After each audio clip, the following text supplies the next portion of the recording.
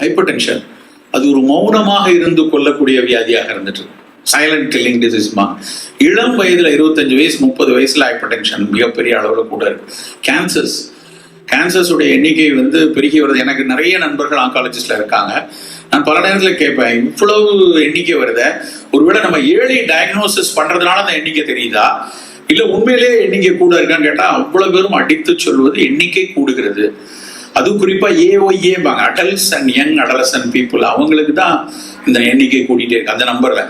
வயோதிகத்துல 85-90 வயதுல நமக்கு புற்றுநோய் வர்றதுங்கிறது ஒரு இயல்பா முடிநினைக்கிற மாதிரி விஷயம். அதை ஹேண்டில் பண்றது அது வேற. ஆனா 30 வயதுல ஒரு ப்ரொடக்டிவ் ஏஜ் ஸ்பேன்ல இருக்கிற ஒருத்தருக்கு புற்றுநோய் வர்றது அப்படிங்கிறது அந்த சமூகத்தை எப்படியெல்லாம் பாதிக்கும் அப்படின்னு நினைச்சீங்கன்னா அதை யோசிக்க முடியாத அளவுக்கு சிக்கல்களை கொடுக்குது. நிறைய பெண்கள் இருக்கீங்க, நான் படிக்கிற காலத்துல பெண்களுக்கு மார்பக புற்றுநோய் யாருக்கு வரும், who are vulnerable and susceptible for breast cancer கேட்டா 2 ஆன்சர் தான், nuns and non-lactating mothers on their old age. பாலூட்ட வாய்ப்பு இல்லாமல் போனவர்களுடைய வயோதிகத்துல திருமணம் செய்ய முடியாதனால, அதனால பாலூட்டுவதற்கான சாத்தியமற்று போனதுனால அந்த பெண்களினுடைய முதுமையில் தான் வரும் என்று படித்தோம் 30 வருஷம் முன்னாடி. இன்னைக்கு போய் நீங்க கூகுள் பண்ணி பாருங்க, நேஷனல் கேன்சர் ரெஜிஸ்ட்ரி இருக்கு இந்தியாவில், அதுல எடுத்து பார்த்தோம்னா பெண்களுக்கு வரக்கூடிய புற்றுநோய்கள்ல 25% மார்பக புற்றுநோய் தான். முதல்ல சர்விக்கல் கேன்சர் நிறைய இருந்துச்சு, இப்ப சர்விக்கல் கேன்சர்ல அதிகமா பிரஸ்ட் கேன்சர்ஸ் கூட்டிகிட்டே. அப்போ 30 வருஷத்துல என்ன மாறி இருக்கு. அதுல இன்னொரு விஷயம் என்னன்னா, பெரும்பாலும் பாலூட்டி கொண்டிருக்கிற பெண்களுக்கு வருது. அப்படி ஒரு பெரிய டிரான்சிஷன், ஒரு பேரடைம் ஷிஃப்ட் நடக்குது. கேன்சர் இன்சிடென்ட்ஸ் கூடுது. நாங்கெல்லாம் படிக்கும்போது இந்தியாவில் யாருக்கும் பெருசா கேஸ்ட்ரிக் கோலன் கேன்சர்லாம் வராது.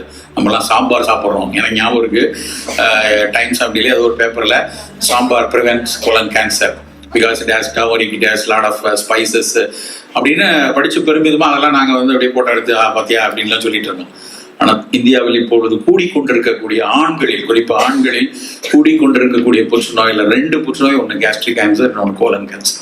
பிராஸ்டேட் கேன்சர்லாம் மேற்கத்திய மக்களுக்கு மட்டும்தான் வரும் அப்படின்னு ரொம்ப ஆணித்தரமா என் ஆசிரியர்கள் சொல்லி கேள்விப்படுறாங்க. ப்ராஸ்டேட் கேன்சர் அது ஏஜ் பாப்புலேஷன் யூரோப்பியன்ஸ்ல நிறைய பேருக்கு வரும், இங்கெல்லாம் வராது. மேக்ஸிமம் இங்கெல்லாம் பினைன் ப்ராஸ்டேட் ஹைப்பர்ட்ரோஃபி தான். லேசா ப்ராஸ்டேட் கிளாண்ட் தெரியும் உங்களுக்கு, ஆண்களுக்கு மட்டும் சிறுநீர் பைக்கு கீழே, பிளாடர் பைக்கு கீழே ஒரு வாதாங்குட்டை சைஸ்ல இருக்கக்கூடிய கிளாண்டு. அந்த கிளாண்ட் 50-55 வயசுக்கு மேலே லேசா பெருசாகும். அது ஒரு இயல்பான விஷயம் தான். கொஞ்சம் அளவில் பெருசானா இரவில் சிறுநீர் கழிக்கிறதுக்காக 2 தடவை 3 தடவை எடுத்துப்பாங்க. அது பெரிதாக சிக்கல்களை கொடுக்கறது இல்லை. அது பினைன் ப்ராஸ்டேட் ஹைப்பர்ட்ரோஃபி. ஆனா அந்த பினைன் இப்போ கன்சிடரபிள் பர்சன்டேஜில் கேன்சர்ஸாக மாறுது. அது மாறும் பொழுது ஒரு 55-60 வயதுல அது மாதிரி மாறிச்சு அப்படின்னா, அதுக்கப்புறம் இருக்கிற 20-25 வருஷத்துக்குள்ள அந்த ஸ்கெலிட்டல் மெட்ஸ் எல்லாம் வரும்போது நடக்கிற கொடுமை மிகப்பெரிய கொடுமையா இருக்கு. ஸோ ஒரு பக்கம் சர்க்கரை கூடுகிறது, அந்த சர்க்கரை கூடுறதுனால மைக்ரோவாஸ்குலர் டேமேஜ்னால ஒன்று கிட்னி ஃபெயிலியர், இல்லைன்னா கால் பெருவிரல் எடுக்கணும், இல்லை வாஸ்குலர் டிசீஸ், இல்லைன்னா கார்டியாக் அட்டாக்கு, இல்லைன்னா கேன்சர். ஈவன் நல்லா புரிந்து கொள்ளணும், டயபெட்டிக் அன்கண்ட்ரோல் டயபெட்டிக்ல ஒரு பெரிய இஷ்யூவே அவங்களுக்கு தான் சசப்டபிலிட்டி டு கெட் கார்சினோமா உள்ள ஆங்கோஜின் இருந்ததுன்னா கேன்சர் வருவதற்கான வாய்ப்பு அன்கண்ட்ரோல் டயபெட்டிக்ல. ஸோ இது இந்த பக்கம். இன்னொன்று ஹைப்பர் டென்ஷன், கார்டியாக் டிசீஸ் வருது, இள வயதில் ஏற்படக்கூடிய மாரடைப்புகள் அவ்வப்போது அப்படியே அங்கங்கே கேள்விப்படுறோம். அந்த போஸ்ட் கோவிட் டைம்ல பலருக்கும் நமக்கு இந்த கோவிட்னால தான் வந்ததா, இந்த வேக்சினால வந்துச்சா, இல்லை அந்த தொற்று போனதுனால் ஏற்பட்டதாங்கிற சர்ச்சை உலகம் முழுக்க இன்னைக்கு வரைக்கும் இருந்துட்டு இருக்கு. இன்னைக்கு வரைக்கும் அதை பத்தின விவாதங்கள் மருத்துவர்களோட ஓடிக்கொண்டே இருக்கிறது. ஆனா ஒரு ஸ்டடி பண்ணியிருக்காங்க 2 வருடத்துக்கு முன்னாடி வந்துச்சு. மாணிக்கம் பொன்னையான் ஒரு தமிழ், அவர் தான் லீடு சயின்டிஸ்ட். 43 பேர் சேர்ந்து இந்த சடன் டெத்துக்கு ஆன ரீசன் என்னெல்லாம் இருக்கும்னு பண்ணாங்க. 23,000 பேர், அதாவது நேற்று சாயந்தரம் ஒன்னா டீ குடிச்சிட்டு மறுநாள் காலையில் எந்திக்கல, இல்லை ஆஃபீஸில் சரிஞ்சிட்டாங்க அப்படின்னு இருக்கக்கூடிய 23,000 டெத்தை எடுத்து அனலைஸ் பண்ணுறாங்க. அந்த அனலைஸ் பண்ணதில் அவங்களால நேரோ டவுன் பண்ணி ஒரு 700 பேரை தான் கரெக்டாக எடுக்க முடிஞ்சுது. 700 பேரா ஒரு திடீர் மரணங்களினுடைய குடும்பங்கள், அதுக்கான எவ்வளோ மன உளைச்சல் இருப்பாங்க, இந்த ரிசர்ச்சுக்கு இன்டர்வென்ஷன் கன்சல்ட்டே கொடுக்கல. ஸோ 700 பீப்புளில் மட்டும் எடுத்து அவங்க ஒரு டேட்டா ப்ரெசென்ட் பண்ணாங்க. அந்த டேட்டா பார்க்கும் போதும் அவங்க சொல்றது, அந்த 700 பேர் திடீர் மரணங்கள் ஏற்பட்ட 700 பேர்லையும் ஒன்று மேஜராக அவங்க சொல்றது பிஞ்ச் ட்ரிங்கிங், திடீரென அதிகமாக மது இருந்துருது. 2வது திடீரென மிக அதிக அளவில் போய் ஜிம், நிறைய பார்த்துட்டு இருப்போம் வீடியோவில், ஜிம்மில் பண்ணிட்டு இருக்கோம் அப்படியே சரிச்சிட்டாங்க அப்படின்ட்டு, அந்த மாதிரி போகக்கூடிய உடற்பயிற்சிகள். அப்புறம் அவங்களுடைய தாய் தகப்பனோ குடும்பத்துல யாரோ ஒருத்தர் 40-45 வயதுல மரணம் அடைந்தவங்க. அப்படி இருக்கிறவங்க தான் அதுல, அதாவது ஜெனட்டிக்கல் வேஸ்குலார் இருக்கிறவங்களுக்கு இப்படியான சிக்கல் நடக்குதுன்னு ஒரு ஆய்வறிக்கை வரும். ஸோ இப்படியெல்லாம் இருக்கும்போது நமக்கான ஒரு சின்ன அக்கறையும் கரிசனமும் மெனக்கடலும் நம் உடல்நலம் சார்ந்து இருந்தே ஆக வேண்டும். இப்ப நீங்க இத்தனை பேர் இங்க இருக்கீங்க அப்படின்னா அவ்வளவு பேர் இங்க வந்ததுக்கான அடிப்படை விஷயம் அங்க கிடைச்ச கல்வி இல்லாம அந்த இடத்துக்கு வந்திருக்கவே முடியாது, வாய்ப்பே கிடையாது. ஒரு 0.5% வேணா நம்ம வந்து பொருளாதார ரீதியா மேம்பட்டு இங்க வந்து ஏதாவது பிசினஸ் பண்ணி வந்திருக்கலாம். அது ஒரு பெரிய பெருமிதமான ஒரு விஷயம். தமிழ் சமூகம் இவ்வளவு தூரம் எங்க திரும்பினாலும் ஒரு எந்த துறை எடுத்துக்கொண்டாலும் அதில் மிகப்பெரிய உயரத்தில் நம் மக்கள் இருக்கிறது ரொம்ப மகிழ்ச்சி. நம்ம எல்லாருக்கும் இருக்கக்கூடிய அடுத்த கரிசனம் என்ன ஆகணும்னா, நம்ம ஜீன்ல நம்முடைய அடுத்த தலைமுறையாக வரக்கூடிய நம்ம குழந்தைகள் மிகச்சிறப்பா இருக்கும். நான் பார்க்கிற அத்தனை பேர் வீட்டு பிள்ளைங்களும் நல்ல நல்ல இடத்துல படிக்கிறாங்க, பெரிய பெரிய பல்கலைக்கழகங்கள்ல கல்லூரிகளுக்கு போறாங்க, நல்ல பள்ளிக்கூடத்துல படிக்கிறாங்க. ஆனால் நம்ம செய்ய வேண்டிய ஒரு விஷயம், அவர்கள் உடல் நலம் மிகச்சிறப்பாக வைத்துக் கொள்கிறார்களா? ஏன்னா அவங்கள்ட்ட அதை பத்தி அதிகம் பேச முடியாத அளவுக்கு ஒரு இடைவெளி இருக்கிறது. அந்த இடைவெளி எப்படி இருக்குன்னா, ஒரு அறிவு இடைவெளி, ஒரு அறிவியல். எனக்கு தெரியும், நான் தான் பார்த்துட்டு ChatGPT போட்டா உன் இட்லியில என்ன இருக்குன்னு எனக்கு தெரியாதா, நீ சும்மா வந்து அங்க அப்படி போட்டா இங்கே போட்டாங்கன்னு சொல்லிட்டு இருக்க அப்படின்னு கட்டும் கோபத்துல அதை வந்துட்டு அவ்வளவு பேரும் காலையில பெரிய பெரிய டப்பாவா வச்சு புரோட்டீன் போட்டு சாப்பிட்டுட்டு இருக்கான். ஒன்னு சிக்கன் பீஸ் வாங்கி வச்சு இந்த டப்பால 2 ஸ்பூனை போட்டு ஒரு ஸ்மூதி அடிச்சு அதுதான் என் பிரேக்ஃபாஸ்ட்.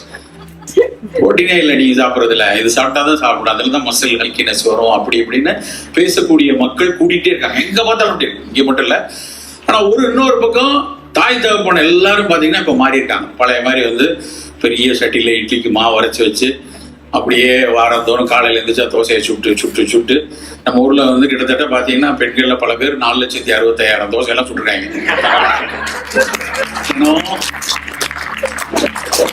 அது வந்து இப்ப மாறி இருக்காங்க. இங்க வந்து கொஞ்சம் வந்து காலை உணவு அப்படின்னா நம்ம வந்து கொஞ்சம் புரோட்டீன் எடுத்துக்கணும், எக்கு சாப்பிடலாமா, சுண்டல் சாப்பிடலாமா, ஒரு பழத்தோடு சாப்பிடலாம், கிரீக் சாலட் சாப்பிடலாமா, அப்படி அந்த சிந்தனை இங்க அதிகமா இருக்கும். எல்லா வீடுகள்லயும் பெரும்பாலான வீடுகள்ல அந்த சிந்தனை வந்து பாராட்டுக்குரியது. பிள்ளைங்க கொஞ்சம் இன்னும் வேகமா போயிட்டாங்க. அவங்க அந்த பக்கம் இருந்து அவங்க காஸ்கோல வந்து பெரிய பெரிய டப்பா வாங்கி வச்சிருக்காங்க. அங்கிள் இது மெக்னீஷியம் இருக்கு, இதுல omega-3 இருக்கு, இது BCC, இது அது இருக்கு, இது இருக்குன்ட்டு இதெல்லாம் இருக்குடா, அதெல்லாம் இருக்கிற சாமான சாப்பிடட்டா, நீங்க இதை வந்து மாத்திரையா தின்னுட்டு இருக்க, இது வந்து இப்படி ஒரு வே புரோட்டீன் இருக்கு, இதுல இருந்து எடுத்திருக்காங்கன்னா அதுக்கு ஒரு ப்ரிசர்வேட்டிவ் இல்லாம அப்படி வச்சுக்க முடியுமா? அது வந்து கிளாக் ஆகாம உனக்கு தன் கரையுது, அதுக்கு ஆன்டி கிளாக்கிங் ஏஜ் இல்லாம இருக்குமா? இப்படி எல்லாம் சொன்னா அவனால அதை ஏத்துக்க முடியல. ஆனா தோசையில இதெல்லாம் கிடையாது சார், இதெல்லாம் சோத்தை போய் சாப்பிடலாம் அப்படிங்கிற ஒரு கோபத்தோடு தான் அவருடைய பதில் இருக்கிறது. இப்படி இந்த காலகட்டத்துல நம்ம உணவை அவர்களுக்கும் பதில் சொல்லணும். அது வந்து நம்ம சொன்னா ப்ரீச் பண்ணா அப்படியே எடுத்துட்டு போற தலைமுறையா இல்லை, அப்படி சொல்ல முடியாது. கொஞ்சம் அதை அறிந்து புரிந்து நம்ம எடுத்து சொல்ல வேண்டிய கட்டாயத்துல தான் இருக்கும். ஆனால் அது வந்து திரும்ப நான் சொல்றது அது ஒரு சாய்ஸ் இல்லை, மேண்டேட் ஆயிடுச்சு. ஏன்னா பல நேரங்களில் நடக்கக்கூடிய திடீர் மரணங்களை பார்க்கும்போதோ திடீர் நோய்வாய்ப்படுதலை பார்க்கும்போது ரொம்ப வேதனையா இருக்கு. இது இன்னைக்கு இல்லை, ஒரு 20 வருஷமா நான் நிறைய நண்பர்களை பார்க்கிறேன். திடீர்னு மருத்துவனாக இருப்பதனால அந்த செய்திகள் நேரடியாக முதலில் காதில் எட்டும் போது ரொம்ப வலிக்கிறது, ரொம்ப வேதனையா இருக்கு. நான் 2013 ஒரு அடையாறு புற்றுநோய் மருத்துவமனையில ஒரு கருத்தரங்கு, இப்படியான கருத்தரங்கு நான் அப்படி உட்கார்ந்து கேட்டுட்டு இருக்கும்போது ஒரு பெரிய பேராசிரியர் ஒரு அம்மா வந்து பேசுறாங்க. அந்த அம்மா பேசும்போது அவங்க ஃபர்ஸ்ட் ஸ்லைடு போட்டதுக்கு அப்புறம் அப்படியே அந்த ஃபர்ஸ்ட் ஸ்லைடு அவங்க எக்ஸ்பிளைன் பண்ணதுக்கு அப்புறம் என்ன உறைஞ்சு போயிட்டாங்க அவங்க சொன்ன விதத்துல. என்னால் அதுக்கப்புறம் அடுத்த ஸ்லைடே பார்க்க முடியல. அவங்க சொன்னது இதுதான். என்ன சொன்னாங்க அப்படின்னா, இந்த ஒரு தலைமுறை தாங்க, நிறைய 40 வயசுல நிறைய டாக்டர்ஸ் இருக்காங்க, செவிலியர் இருக்காங்க, எல்லாம் இருக்காங்க. அவங்க சொன்னது ஆங்கிலத்தில் அவங்க சொன்னாங்க, this is the only unfortunate generation those who are going to see their own children death on their lifetime அப்படிங்கிறாங்க. இந்த ஒரு தலைமுறை தான் தன் அடுத்த தலைமுறையின் மரணத்தை அருகிலிருந்து பார்க்க போகிற துரதிருஷ்டவசமான தலைமுறை. நம்ம தாத்தா 100 வயசுல இறந்தா கல்யாண ஜாமன் ஆடிப்பாடி அனுப்புவோம். நம்ம அப்பா வந்து 90 வயசு 85 வயசு ஆனா அக்செப்ட் பண்ணுவோம், ஓகே பரவாயில்ல 85-90 வயசு வந்துட்டாங்க. ஆனா நாம் 80-70 வயசுல இருக்கும்போது 45 வயசுல நம்ம பிள்ளைய பறி கொடுக்கணும், அது மாதிரி ஒரு வேதனை உலகத்தில் எதுவுமே இருக்க முடியாது. தமிழில் துர்மரணம் என்று சொல்லுவாங்க. ஆனால் நண்பர்களே, இப்படியான சம்பவங்கள் நடந்து கொண்டே இருக்கிறது, ஆங்காங்கே நடக்குது, எங்கெங்கேயோ நடக்குது. ஆனால் நம்ம அருகிலே நம் சகோதரனுக்கோ நம் சகோதரிக்கோ நம்முடைய வீட்டிலே நடக்கும்போது அந்த வேதனையை தாண்ட முடியாது. இப்படியான சிக்கல் வராமல் தடுப்பதற்கான சிறு முயற்சிகளை செய்து கொண்டே இருக்கும். நம்மகிட்ட வந்து டக்குன்னு எல்லா கேன்சருக்கும் வேக்சின் இல்லை, எல்லா டயபெட்டிக்கும் நாளைக்கே கியூர் பண்ணி தூக்கி தோற போற மாதிரி மாத்திரை கிடையாது. ஆனா மேனேஜ் பண்றதுக்கு எத்தனையோ விஷயங்கள் இருக்கு. அந்த மேனேஜ் பண்ணக்கூடிய விஷயங்களை புறக்கணிக்காமல் நாம் செய்யணும் அப்படிங்கிறது தான் இந்த படிப்பிதங்கள் சொல்லக்கூடிய விஷயம்.